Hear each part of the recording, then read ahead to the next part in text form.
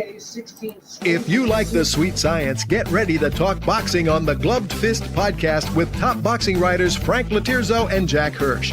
Frank, a former amateur boxer out of Philadelphia, writes for NY Fights and can be seen on the Boxing Channel.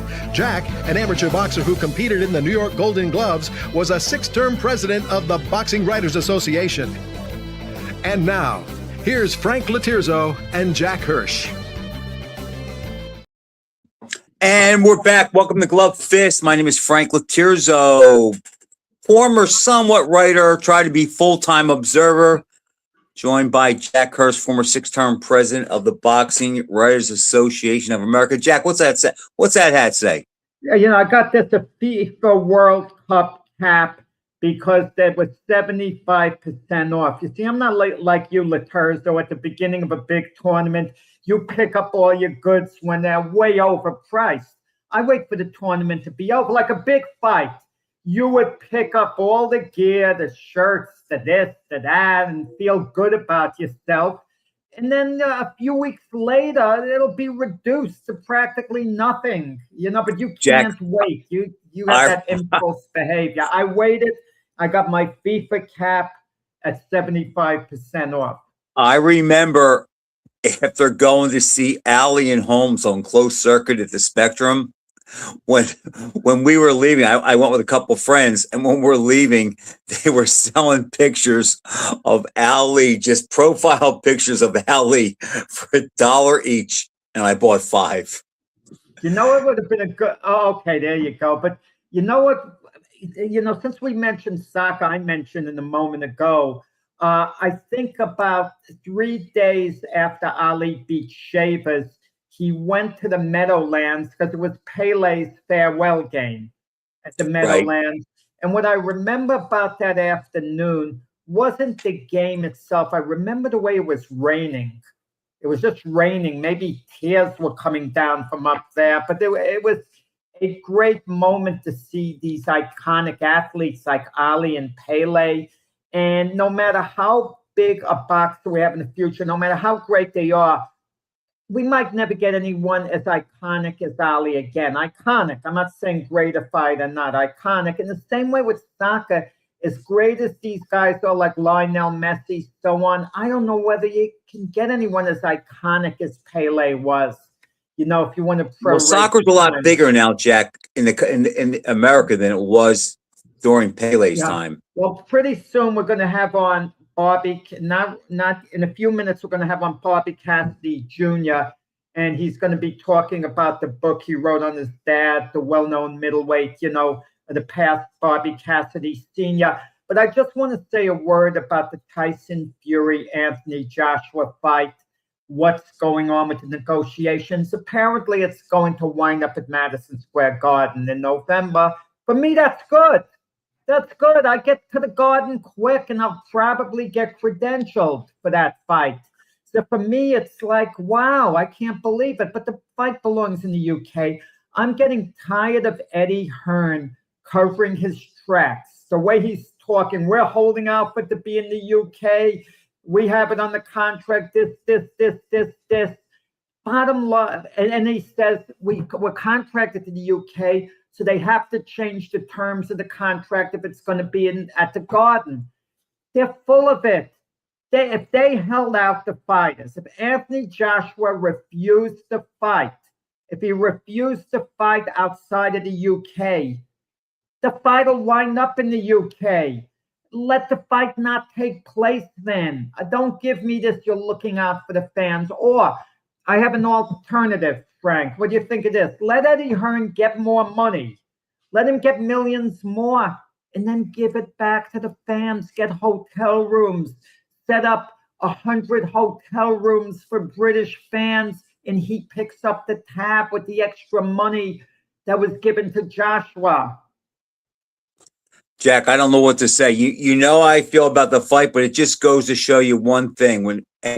Look, I beat up on this sport a lot lately, and I have lost my zeal for it in a lot of ways. But you know something? The fact that a fight, as Joe Bergman says, it's at least 5 years overdue. He says 8, and I'm not going to dispute that.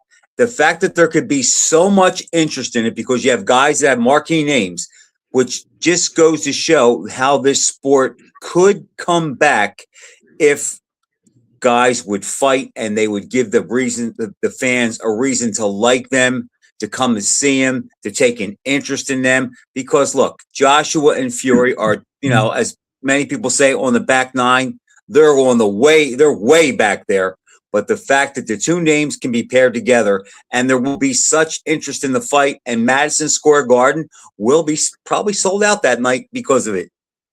And the British fans are going to make the trip to New York. And they're going to come, you're right, because they've been waiting a long time. Shame on them. I think it's a good fight for New York fans to show up, and I hope they sell the Garden out. I'm encouraging fans around the New York area to go to the fight and sell the Garden out. I'm encouraging that. Don't get me wrong. I'm not saying stay away, just the opposite. But if I'm a But Jack, if they said to you, why should we go to the fight, what would you say? What would you say? What's the reason to go to the fight? Because it's Anthony Joshua and Tyson Fury? It means nothing. No, it's big names. I mean, we're dealing with names. And if you look at what both guys have accomplished in their career to date, you'll agree they've accomplished more than Ryan Garcia and Conor Benn, which is going to be considered a big fight. Would you agree with me on that? They've accomplished. Yeah, of course. I mean, I'd be a fool not to, but it's like, what does it mean today? It doesn't prove who would have won if they were at their best. It's who has more left right now, and we don't really know the answer to that. I'd like Fury to win all along, but he could lose. But it's like, what does it mean in the big picture? Just to say that I was there the night that Joshua and Fury fought at the Garden? No, it's still an intriguing fight because I'm picking Joshua. You're picking Fury. So that gives it kind of like that balance. There's the element of doubt. I could see Fury winning, absolutely. Joshua's more of a wild card than Fury. You don't know what Anthony Joshua you're going to get. You might get an explosive Anthony Joshua who's going to nail Fury and be able to put him out. You might get a very flawed Anthony Joshua who's going to get stopped in 3 rounds. I mean, we just don't know with him. I say Fury's going to come after him and try to put some hurt on him. And then when that doesn't work, he's going to slap him and grab him and jab him. And Joshua's going to follow him around and wait for that perfect opportunity to let a right hand go. It's never going to find its target. Okay. I mean, that could happen. I'm going to tell you, we have him backstage. So I think we can get him on now if he's ready. Bobby Cassidy Jr. If we could bring Bobby Cassidy Jr. on. Hey, Bobby, how you doing? Bobby, I finished reading the book you wrote on your dad. A great, great book.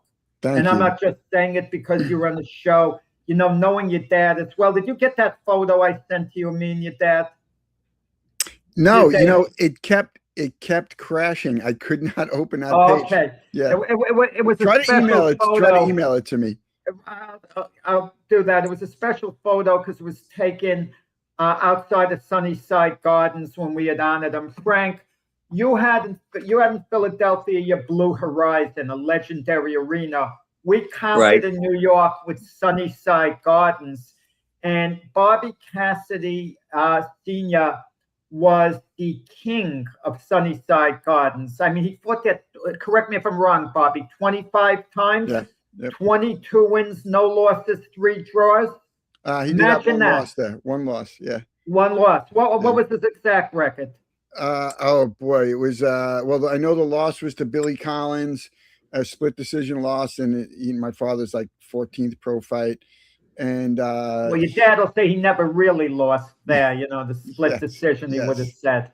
Yeah. But you talk about the way boxing has changed, and myself and Frank, talked about it a lot. And for a fighter as popular as your dad, and we're going to talk about other elements of his private life and about the book, not just his career, he was really hard done. It's hard to believe he was never given a shot at a world title. For one, he earned a shot at a world title, and he was a very popular, charismatic fighter on top of it. But once in a while, for whatever reason, things slipped through the cracks. And that's something that always haunted him, correct? Never being given a shot at the title. Yeah, that bothered him till the day he died. He would say, I don't know if I would have won it, but I know I deserve the shot. And he was rated for probably he boxed from 1963 to 1980. He was rated usually somewhere in the top 10 from 67 on. And just to never get a title fight really, really stung him. You start the book, and I recommend highly people to get it. You start the book with a fascinating chapter about when he fought Luis Rodriguez. Yeah. Lost the split decision, and arguably that was the most heartbreaking loss of his career because he knew he was in with a great fighter. Yeah. Even though Rodriguez wasn't in the Hall of Fame yet, he knew that was a Hall of Fame caliber fighter. Yeah. And he put it all on the line and loses a split decision. And you write about Muhammad Ali coming into his dressing room. Why don't you tell us about that? Yeah, it's a fascinating moment. In Miami Beach, it took place. It was in Miami Beach, and my father had been to Miami a few times, had fought down there a handful of times. At one point, there was a little talk with him and Angelo. Maybe they were going to work together. So he trained down there, and like I said, fought down there a handful of times. Anyway, the Luis Rodriguez fight was his biggest fight, no question about it, at that time of his life. Anyway, and he really loved Luis Rodriguez. He used to call him my idol. He used to love watching him on TV. We'd go to the Garden to see him fight. So this is a chance of a lifetime for him. And he drops him in the first round, like really hurts him bad. He gets up, finishes the round, and then of course finishes the fight.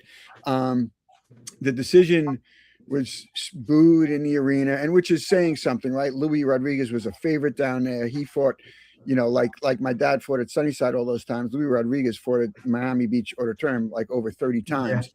Yeah. And so the fans booed the decision. And one of the papers, I don't think it was the Herald, but I think it was a paper called the Miami Beach Sun, called for an investigation into the fight. Wow. So there's a picture. His story revolves around two pictures, but the one picture that was most poignant to me was the one that's early in the book, right after that chapter. He was as despondent as you can be in the dressing room, just completely disgusted with life, disgusted with boxing. I'm going to show you the picture, right? I mean, if you guys can see it. Yeah, it's in the book there, yeah. Yeah, he is just... like I said, disgusted with the sport of boxing, and he's not speaking to anybody. He's not talking to anybody. But a few minutes later, now he'd gotten a little friendly with Ali training at the Fifth Street Gym, and nothing major, a nod, hello, that kind of a thing. Yeah. But Ali comes into the dressing room after the fight and, basically says, you won that fight, kid, hang in there. You'll be champ someday. Just really, really classy move for Ali. And Rodriguez was one of Ali's buddies too. Correct. And idols growing up. Yes, which made it even more meaningful. Right, which made that moment even more meaningful. Correct. And he happened to have these photos of himself, and he takes out two photos and he writes, to Robbie, your daddy is the greatest, Muhammad Ali. And then he writes one to my brother Chris, your daddy is the greatest. It was just such a cool thing to say, right? Your daddy is the greatest, And so he sent them home with those photos.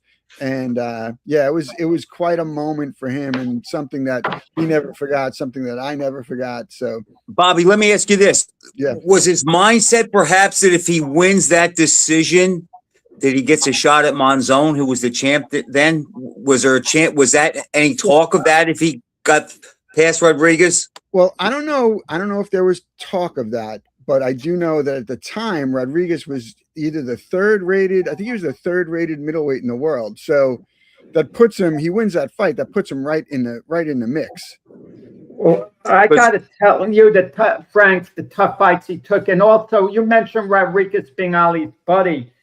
When he fought Rodriguez, this was January 26, 1971. This was about 7 weeks before the fight of the century.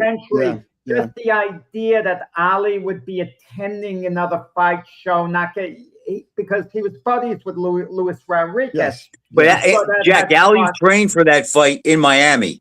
Yeah, I know, but Ali, so he was there. yeah, and but also, I mean, just looking at it, after that heartbreaking loss to Rodriguez, 3 months later in New York, he beat Stan Fulmer, perennial middleweight contender. I mean, that was a big win. Wasn't that the fight where they had to wear shirts? Yes, yeah. My father refused to wear it. I still have that shirt, by the way. They were supposed to wear shirts. My father refused to wear it, never went in the ring with it on. Don Fulmer wore it in the ring.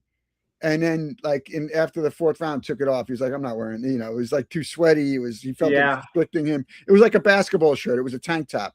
So yeah, you're right though. What was the sense? What was the logic behind it? It wasn't adding to boxer safety. I mean, what was the logic? It was strictly publicity. They thought if they thought that, if you put him on t-shirt with those tank tops in different colors and they put the name on the back, it said Cassidy on the back and the other one said Fulmer. They thought it was really just to try to make it, more of a fan-friendly thing. That's really what it was all about. And a few months after that, he fought, and I was at that fight against Rodrigo Valdez. Yeah. And Valdez, quite honestly, for the most part, dominated the fight.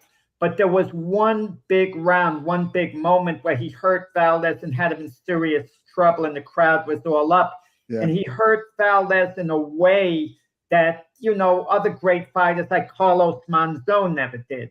Right. Yeah, I mean, Jack, that's pretty big though, because when you can go with Rodriguez like that, I mean, if you take Monzon out, Rodriguez is probably the second best middleweight of the 70s.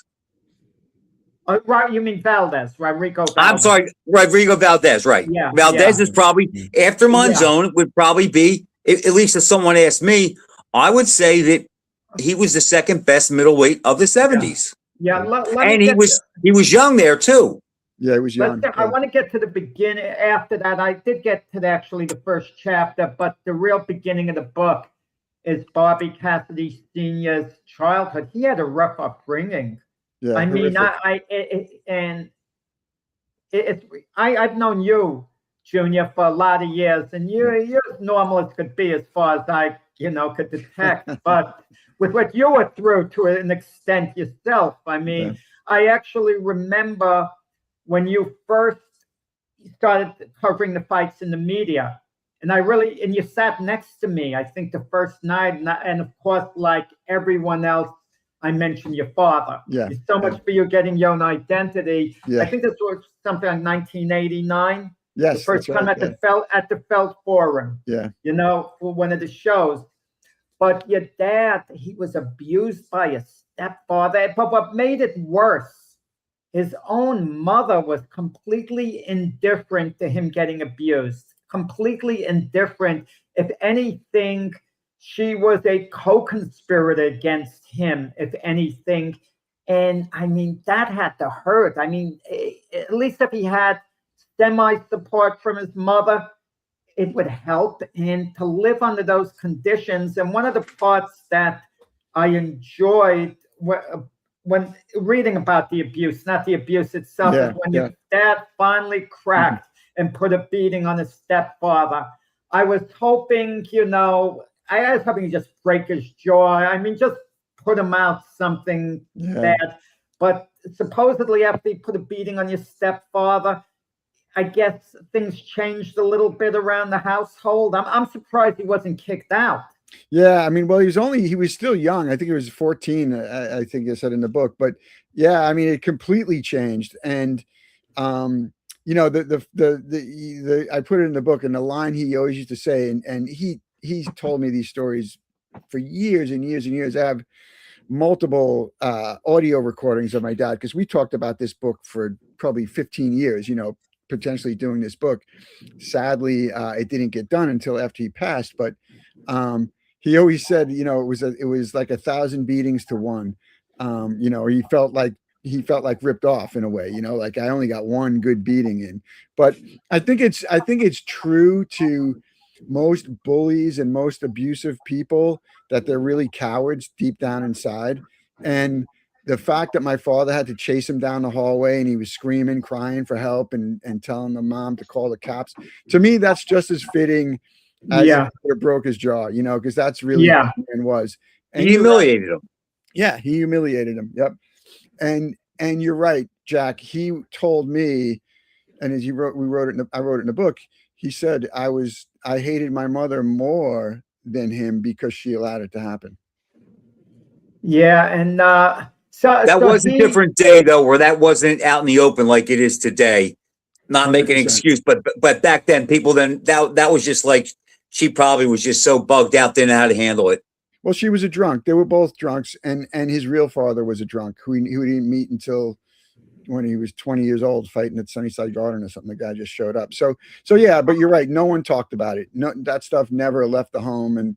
But they were both alcoholics, and so was his real father. So it was not. He didn't have much of a shot.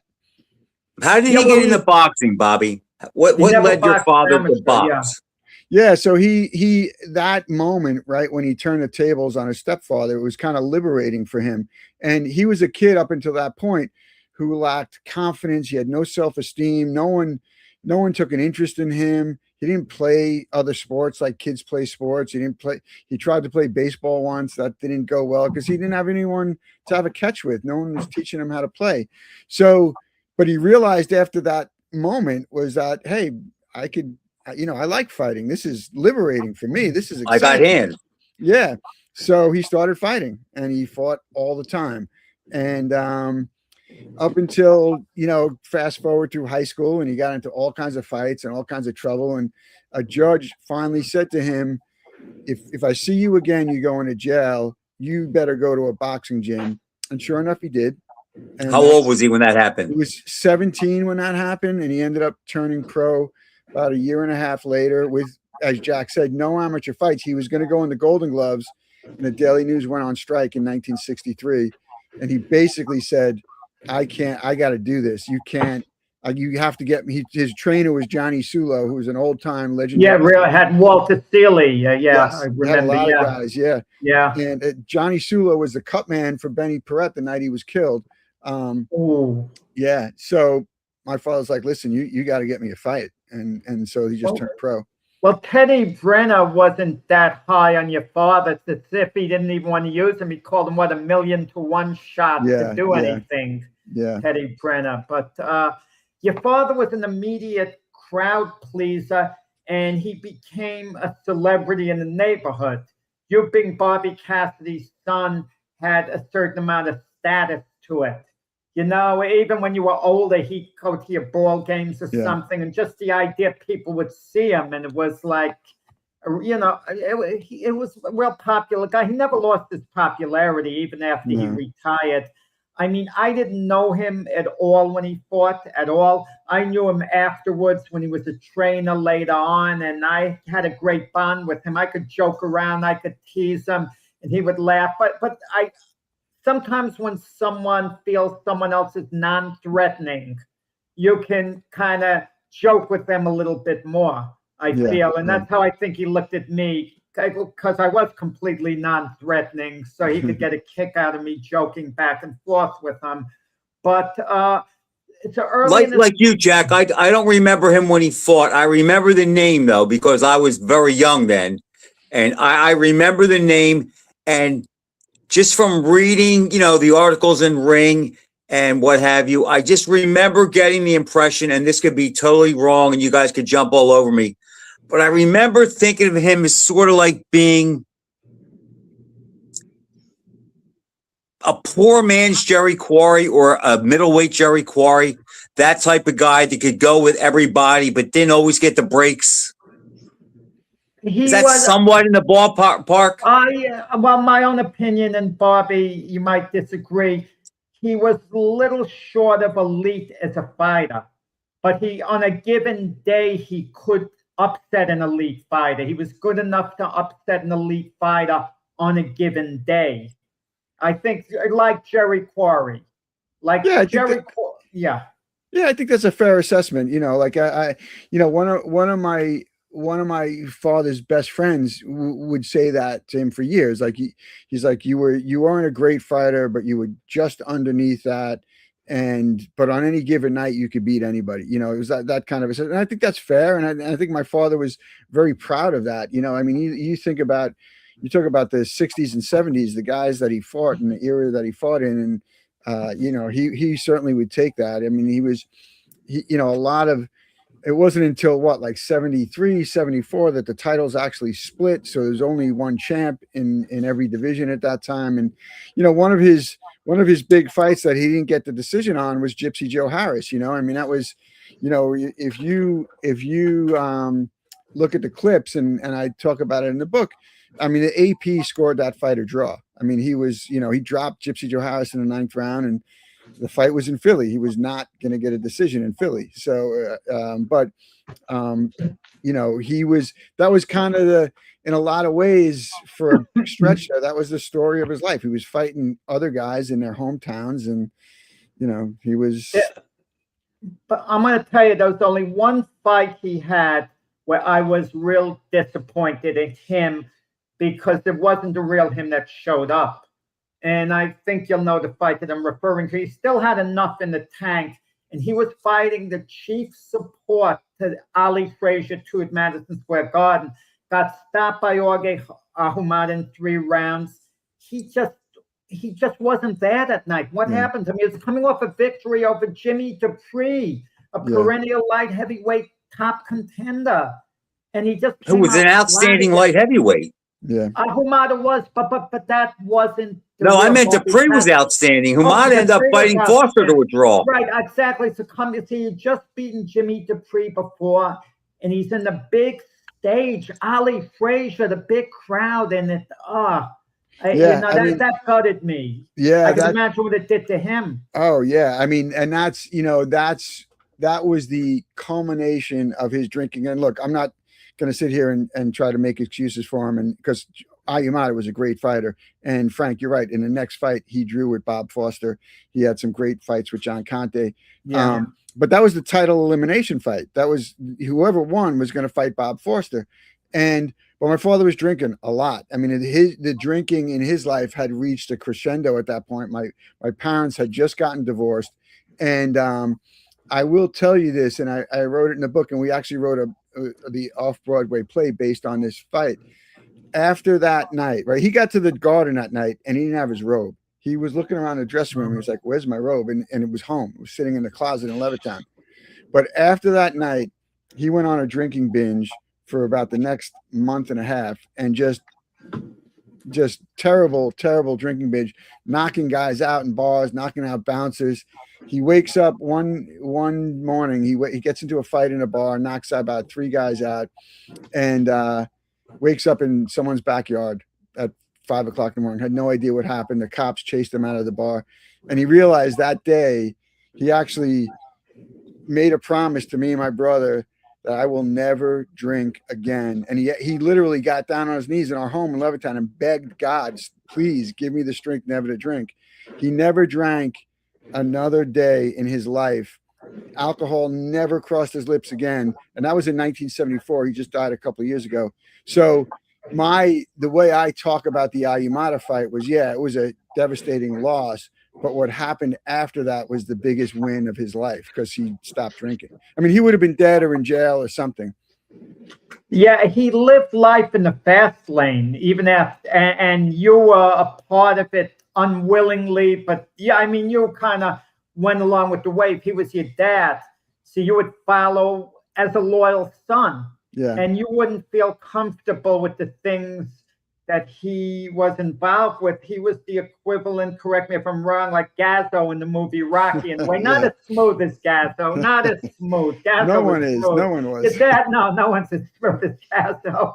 It was more like Rocky Balboa, your dad, in personality. Yeah. And by the way, for those who don't know, Bobby Cassidy Sr. was in the movie Rocky. He was the police officer when Paulie tries to get in the ring. Burt Young, he stops Paulie from getting in. In real life, Burt Young, a la Paulie, got Bobby Cassidy that part. Yes. As a police officer. So that was pretty cool, Yeah. to have that. Yeah. But he would send you to pick up and collect the money, not to roughhouse anyone, because he knew that they would willingly give you the money. He didn't think you were going to get into physical altercations. They'll give you the money, you come and you collect it, but you didn't feel comfortable doing that, as you mentioned in the book. But it was so when it started. And just for context, after my father's career, he had hung around wise guys a lot. He was around them when he was fighting. He would, take some bets here and there or help people collect money. So that was just his life. That's just, the people he hung out with. And so when he retired, he just kind of stepped into that a little more, and he ended up, taking bets and lending money. And he was, aligned with some wise guys. And so at one point, he basically, I'm about 16, 17 now. And first it started off with, there was an OTB down the block from our house, and he would send me down there and put in some bets for him, and, some horse racing bets. And I would run, right? It was about a quarter mile away, and I was training for the high school football season. So I'd run there, run back, almost do like a quarter mile sprint. I was doing that like 6-7 times a day. So I was getting in great shape. Right? So, but then as I got a little older and I got a driver's license, it became, hey, stop by this deli and this guy's going to give you an envelope. And so I didn't really know at first what it was. And then as I got older, I started figuring out what was happening here. To Jack's point, he wasn't sending me into situations where a guy was going to give me a hard time, or he took care of those. But that was his life for a few years after boxing, and I started to question it the older I got, and I was very one of the differences I think between the two of us, and not that my father wasn't a sympathetic and good-natured person, but I started really feeling bad for these guys. Like they have $1,000 loan, and all they can pay is the juice on it every week for weeks and weeks. I mean, they're not even making any progress on the principal. And I just started feeling bad for these guys. And, it was just, and I would tell that to him, and he's like, nah, don't worry about it. You just got to do it. And of course it was my dad. If he was a shoemaker, I would have done the same thing. If he was a butcher, I would have done the same thing. That's what he was doing. I was his oldest son. He asked me to help him, and I did. That's what I meant. Your brother Chris, well-known photographer, successful, good guy. Yeah, I get the feeling your younger brother Chris, he didn't make the same demands of. Somehow he looked at you differently. Is that true? I mean, you kind of hinted that in the book. Like, yeah. I don't think you weren't resentful about it, but it's like Chris could make him laugh. With you, it was more, he loved you the same, but it was more like business. You were the older, supposedly more mature one who expected to take care of things. Yeah, 100%, Jack. And first of all, Chris and I were blessed to have the parents we had, both of them. We were extremely lucky. But I was the older son, right? So I got asked to do the things. Chris was he's to this day is really funny, and he would always make my dad laugh, and they just had a little bit of a different relationship. But I was older, so I got asked to do these things. Now, Frank, cut in at any time you want if you have anything you have to say. I didn't get the book yet, so I can't add much regarding the book. So I'll stick to the boxing. Go ahead, Jack. You were I wasn't aware. You were a pretty good athlete. You went to where? CW Post? Went to Post, yeah. And you played with, players. I guess at the end of the day, they passed you slightly. One of your buddies was David Justice's roommate, in the minor leagues. Yeah. That too. And you had a great camaraderie. But your dad used to go to all the games. I mean, he's a big Yankee fan, right? Yeah. And he would be a voice at the games, watching it there. I don't know. And even though I'm sure you loved having the parental support, it could be a little difficult at times because he could be your biggest supporter or your worst critic. Yeah. A combination of both. Yeah. Yeah. It was, look, obviously the support was amazing. But he wasn't shy about speaking what he said, whether that was directly to me or to a coach or whoever it was. I mean, and listen, for the most part, I think every coach I ever had would say my father was a great parent for the team, but there were some times he would get a little carried away. So he Did he ever was. say threaten an umpire? Were they about to fight or what? No, I'll tell you a funny story though, and I see the note here. It's available. The book is on Amazon.com. I saw someone leave a note there, and I've been seeing the notes pop in. Great book. Thank you so much, everyone, leaving these little messages on the screen. And yes, it's Amazon.com. But I'll tell you a funny story. It's in the book. He used to sit in high school basketball. He would sit in the first row next to the cheerleaders, right? He always sat as close as he possibly could to the field or the court or wherever it was. And so I was a point guard, and my dad didn't know the nuances of basketball. And my job was really to pass the ball and set up the plays and run the offense. And I would score sometimes, but I never scored enough to his liking. And so he would always say to me, like, you got to shoot more. You got to shoot more. And I'd be coming down the court and he'd be saying, shoot. And I'd be like, and I'm trying to ignore him. I'm trying to block it out. And it was like anyone you see that movie Bull Meacham, right? With the great Santini, right? When it's a great Robert Duvall movie. He has that scene in the basketball gym where he starts yelling at the refs and everything. Anyway, it was a little bit like that if anyone knows the movie. But so he was really super involved.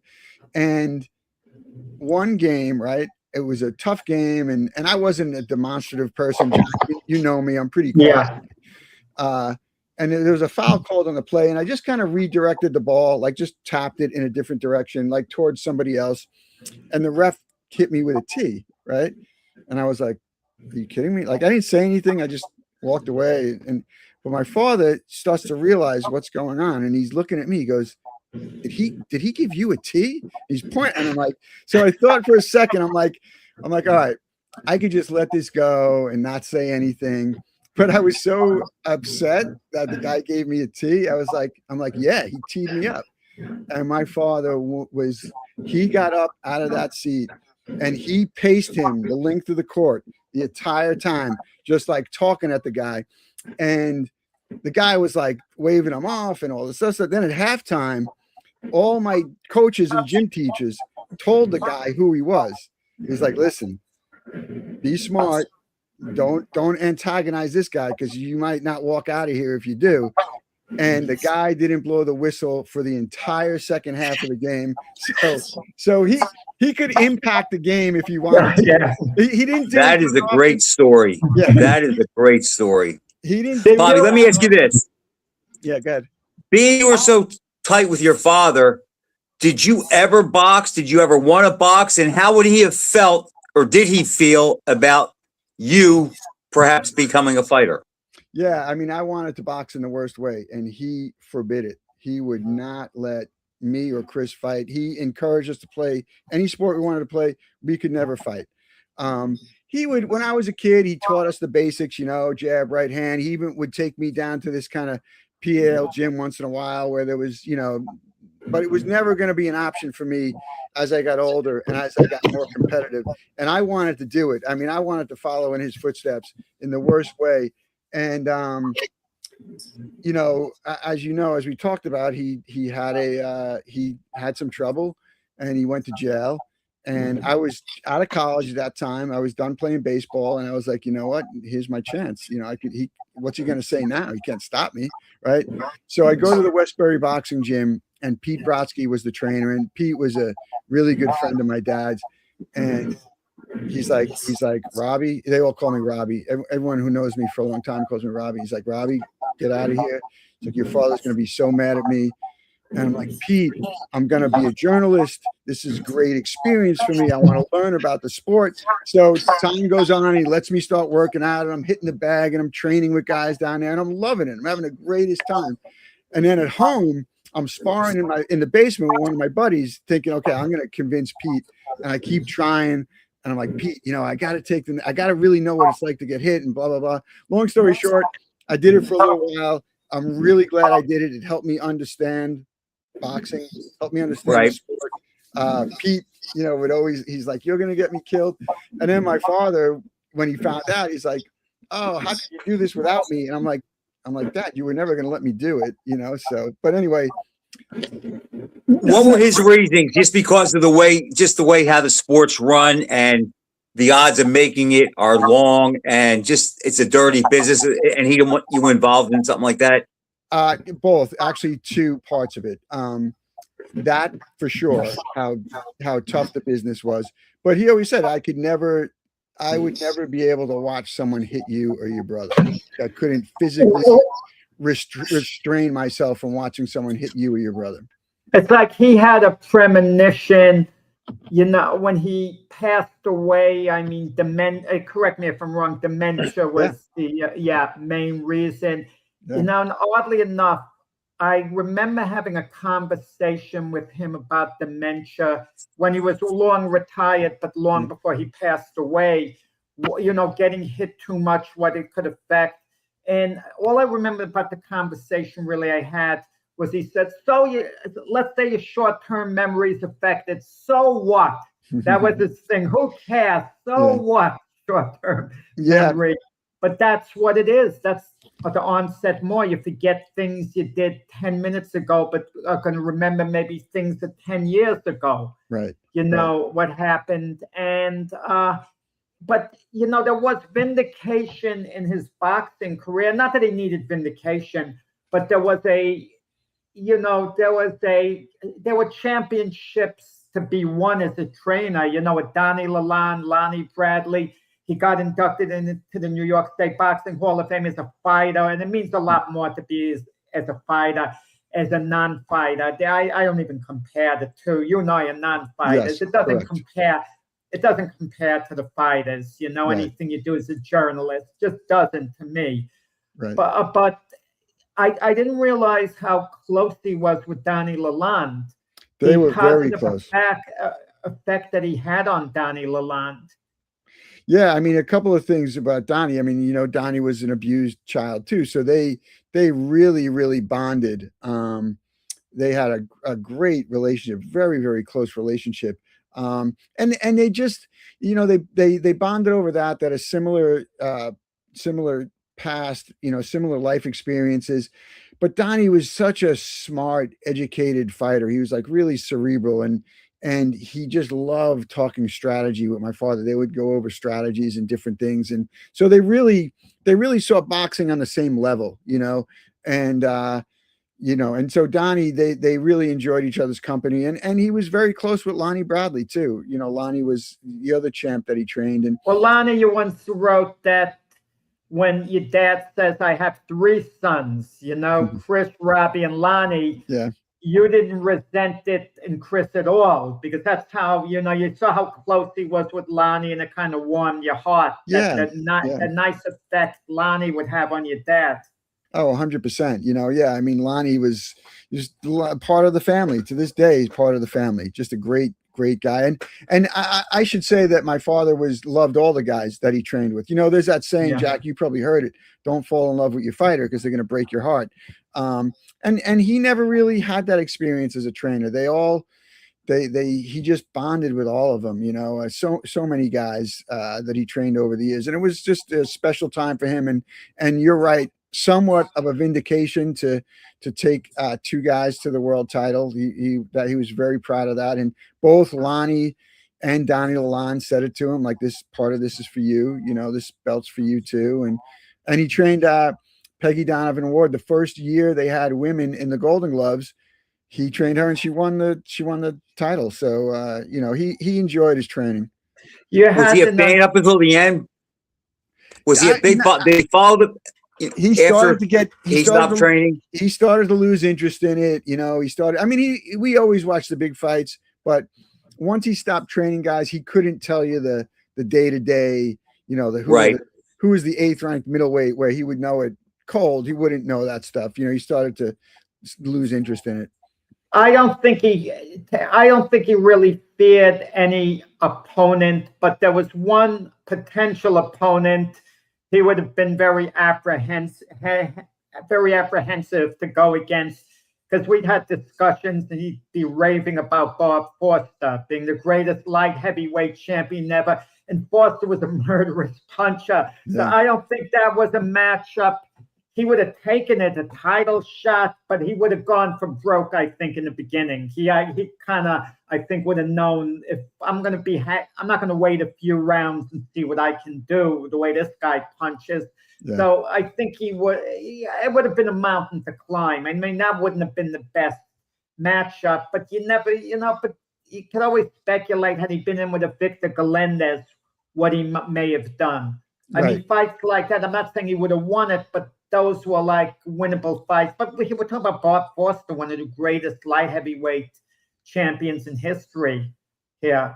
Yeah, he definitely had a ton of respect for Bob Foster. And you're right, because I've heard him say that. Look, he wasn't afraid of anybody, but he would be like, well, if I had to fight somebody else, that wouldn't be so bad either. Like Bob Foster, like he would be calling out getting a shot at the title, but he wouldn't be calling out the individual in Foster. Right.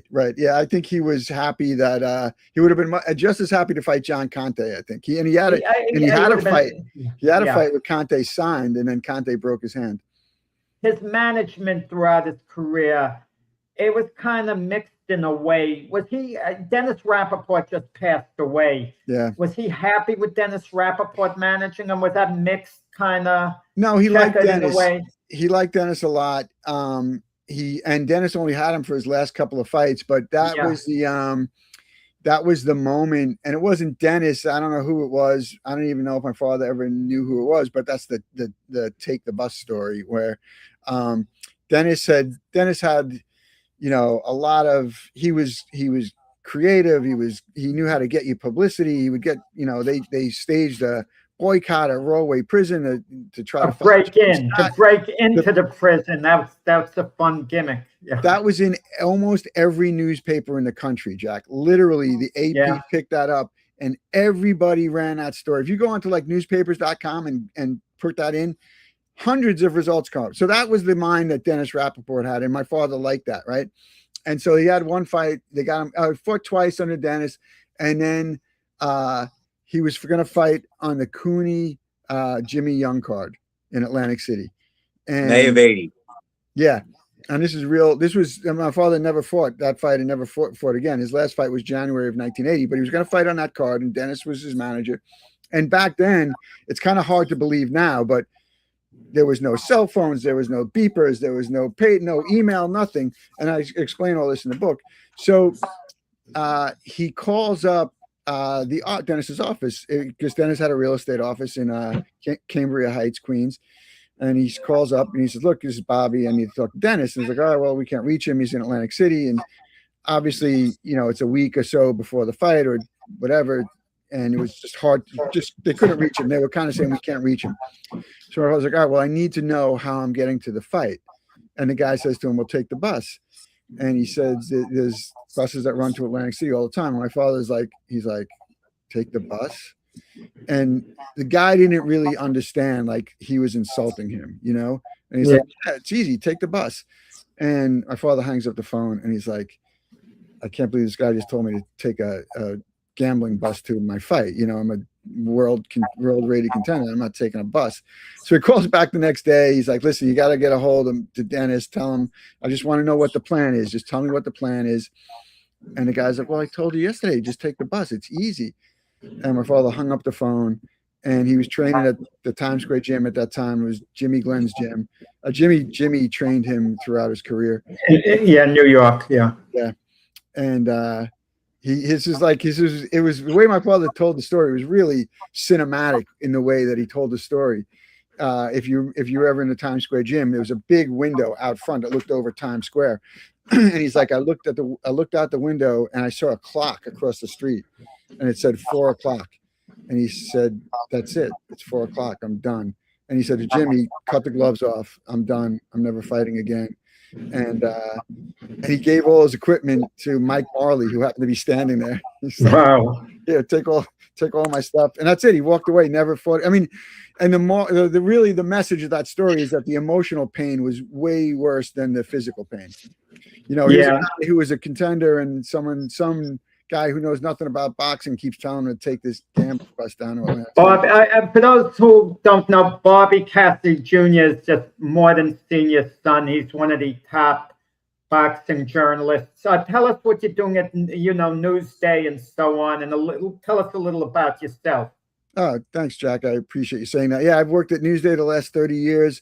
I worked at the New York Post a little bit, and I started out at Ring Magazine. Been a boxing writer at all of those publications. As you guys know, boxing kind of shifts in popularity, and a lot of major newspapers do not have the same interest in boxing as they once did. So as that was happening, I kind of moved my career in a different direction. I was working with the online Newsday's online department, a digital team, and then I went over to the multimedia team, which was a kind of like a blessing for me, because we started making like short documentaries and doing TV packages, and it was opened up a whole new world for me. And so that's what I've been doing the last 15 years. And it's been a great ride at Newsday. Just really blessed to have worked in such a place like that. Okay. And tell people again how they can get the book, because I read it. I was captivated by it. Great book. Great book. Before you do that, Bobby, tell us why we want to buy the book. Like, tell the fans that maybe didn't hear of your dad what the hook is of the book and the story. Yeah, to me, it's about redemption. No matter what happened to my father, he came back, right? He was an abused child. He comes back and makes something out of his life. He becomes an alcoholic. He quits drinking stone cold quits, cold turkey. Goes on to win 16 of his last 17 fights. So, he blows the Ayamata fight because he's drinking, then ends his career winning 16 of his last 17 fights, still ranked in the top 10 as a cruiserweight now. So he redeems himself for that. He goes to prison, right, for the stuff he did on the street. He walks away from that life and then comes out and trains 2 world champions. So he was constantly redeeming himself, constantly finding the better way to do it. He just overcame every obstacle. So to me, he's incredibly inspirational in that way.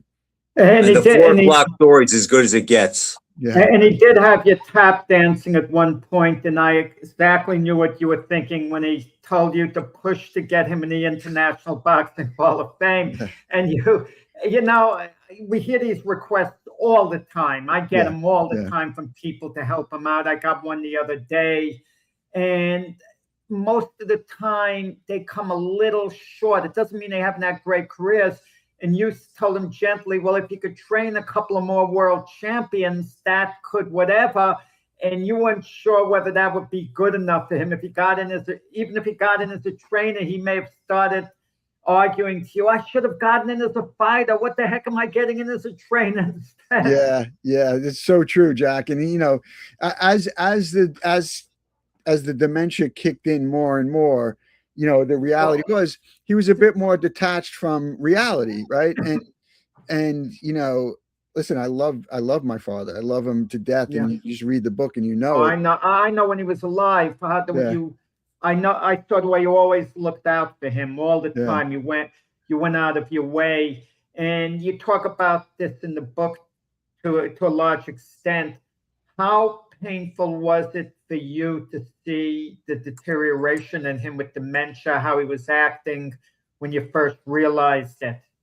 Yeah, it was awful. It was awful. It was, the hardest thing. I mean, look, people go through this in every walk of life. It's not just fighters who get dementia. So people get dementia everywhere. But, and so there are people who understand this, who know this, but it was very, very painful. And one of the early indicators is extreme paranoia.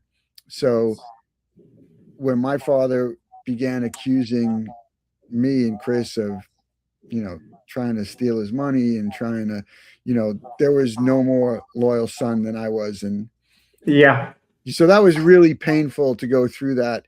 He thought for years we had this fight about this lottery ticket that he thought he won. He thought he purchased a lottery ticket and it won, and he thought I took it, and he thought Chris took it. It was just it was a horrific time. But as hard as it is, you have to understand that people would tell me that's not your dad talking. You have to understand that. But the reality is, it was my dad talking, and he was talking it straight to me. telling me to go fuck myself and this. And Well, that. but it wasn't the real him at that point. Yeah. It wasn't even his. It wasn't his, even though he was saying the words. It wasn't his fault. The condition he was in. Yeah. It was hard. It was really, really, really Thanks hard. for sharing this, Sonia. Yeah, well, one of the people on this network, she's sharing this. That's super nice. So thanks. All right, I have a real mundane question, Bobby. Who would he say was the best guy was he ever fought? If you asked him that, he would tell you Jimmy Dupree, because those were the toughest fights that he had. You know what's interesting about fighters? They will often pick a guy that they beat. Never pick the guy that beat them. You're right. Yep. Yeah, and so I've found that with a lot of fighters. On paper, it's got to be Louis Rodriguez, and my father would probably admit to that. But Jimmy Dupree was so good. And the interesting thing about Jimmy Dupree is they fought 3 times. 3 times, right? In 1973, 30 rounds, and each fight was a war. One fight was tougher than the next, and so he were 1-1-1. Yes, 1-1-1. Correct. They fought to a draw the first time. Dupree won the second one. My father won the third one. So he would always say Jimmy Dupree, even though probably on paper it's Louis Rodriguez. I mean, you can make an argument that Don Fulman was a better fighter than Jimmy Dupree. A very good argument for that. Yeah, definitely. And there were a couple of other good wins over world title challenges like Tommy Hicks and Tom Bethea. Yeah, that year Hicks fought Bob Foster, if I'm not mistaken, right? Right, and never got knocked down. Got stopped and cuts in 8 rounds against. Yeah. Was your dad ever counted out, Bobby? Yeah, a couple of Ayumata was one, and Pete Toro fight early in his career was another time. Did he beat Toro in the rematch or lose lost the split decision in the rematch. The rematch, yeah. But yeah, I mean that Isaac Logart, a pretty good fighter. Isaac Logart was a #1 contender at one point. He beat Isaac Logart. Yeah, had over 100 wins in his career.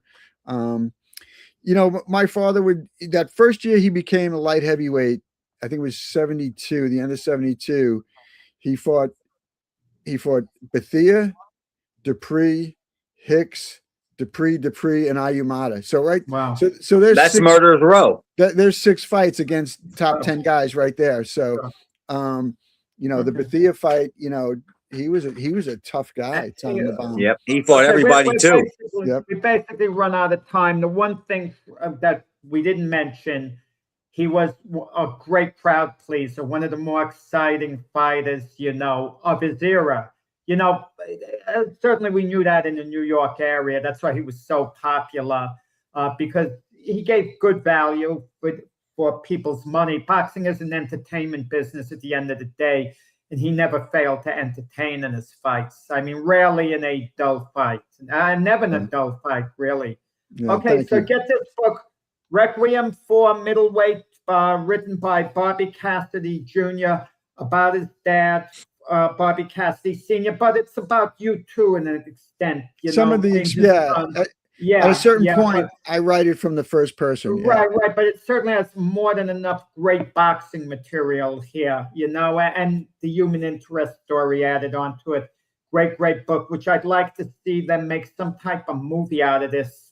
This is the type of book that has a movie in it, but just hopefully it somehow happens. Okay, so Bobby, thanks for coming on. Thanks for coming on, Bob. Yeah, great to see you guys. Really appreciate it. And thank you to your audience and all the messages they sent. Thank you, guys. Take care. Thanks, Bobby. Bye-bye. So anyone can get this book. They got to go to Amazon here. Go to Amazon to pick this book up. Okay. I like the redemption part, Jack. Well, I didn't know that he overcame all that. Again, I don't have the book yet, but I didn't know that he overcame all that. And that's a hell of a story. It was a heck of a story, and what Bobby had to go through too, as being a loyal son. You want to be loyal to your dad. Okay, Frank, good show tonight. Bobby was a great guest. Yep. No big fights next weekend, just Clarissa Shields. We'll have a lot to talk about next week because the weekend, the week after that, that weekend, Romero. Teofimo Lopez and Raleigh Romero. So we'll be able, and more boxing news is going to come out at that point. So see you next week, Frank. Thanks for watching, everybody. See you later. See you, Jack. Yeah.